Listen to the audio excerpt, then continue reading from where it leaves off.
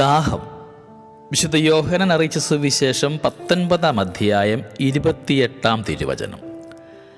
അനന്തരം എല്ലാം നിറവേറിക്കഴിഞ്ഞു എന്നറിഞ്ഞ് തിരുവെഴുത്ത് പൂർത്തിയാകുവാൻ വേണ്ടി യേശു പറഞ്ഞു, എനിക്ക് ദാഹിക്കുന്നു.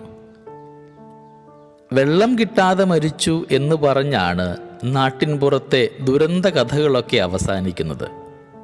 കൊടിയ ദാഹവുമായിട്ടാണ് മരണം ഒരാളെ തേടിയെത്തുക. വിനാഗിരിയിൽ കുതിർത്ത ഒരു നീർപ്പഞ്ഞി ഹിസോപ്പ് ചെടിയുടെ തണ്ടിൽ വെച്ച് ആരോ അവന് നീട്ടുന്നുണ്ട്.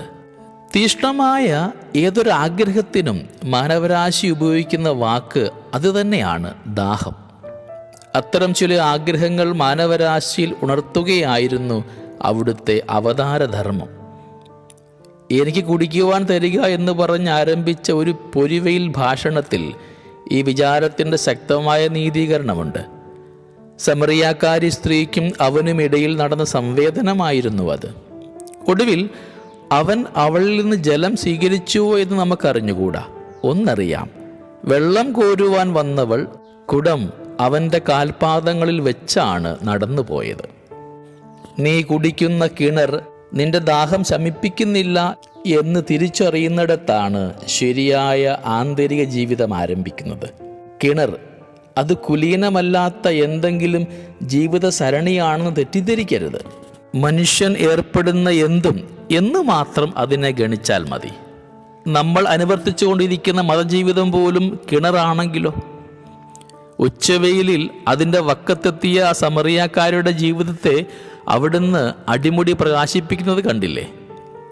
ആരംഭത്തിൽ അവൾ കിണറിനെ പറ്റി പറയുന്ന പൊങ്ക് ശ്രദ്ധിച്ചേ. യാക്കോബിനോളം പുരാതനവും വളരെയേറെ ആഴമുള്ളത് ഒക്കെ ശരിയാണ്. പക്ഷേ കിണറുകൾക്ക് ഒരാളെ അധികകാലം സഹായിക്കുവാനാവില്ല. ആത്മീയതയുടെ ഏറ്റവും അടിസ്ഥാനപരമായ സൂചനകൾ ചൂണ്ടിക്കാണിച്ചിട്ടാണ് ക്രിസ്തു അവളെ ആന്തരിക ജീവിതത്തിൻ്റെ ഉറവയിലേക്ക് കൂട്ടിക്കൊണ്ടുപോകുന്നത്. അഗാധമായ അറിവ്, അതിരുകളില്ലാത്ത സ്നേഹം, വ്യക്തമായ ജീവിത നിലപാട്, നിഷ്കളങ്ക ജീവിതം എന്ന ചതുർമാർഗമാണ് അവൾക്ക് നൽകപ്പെട്ടത്. അറിവും സ്നേഹവും നിലപാടും നിഷ്കളങ്കതയുമൊക്കെ സ്വന്തം ജീവിതത്തിലേക്ക് തിരികെ പിടിച്ച ആ സ്ത്രീ ആ കുടം പോലും അവൻ്റെ ചരണങ്ങളിൽ വെച്ചിട്ട് നടന്നു പോകുമ്പോൾ ക്രിസ്തു തന്നോട് തന്നെ പറഞ്ഞു, ചിലർ കരുതുന്നു കൊയ്ത്തിന് ഇനിയും കാലമുണ്ടെന്ന്. അല്ല, ഇപ്പോൾ തന്നെ കൊയ്ത്ത് ആരംഭിച്ചിരിക്കുന്നു. മതാത്മക ജീവിതം ഹൃദയവൈരികളെ ഞാറ്റുവേല മാത്രമാണ്.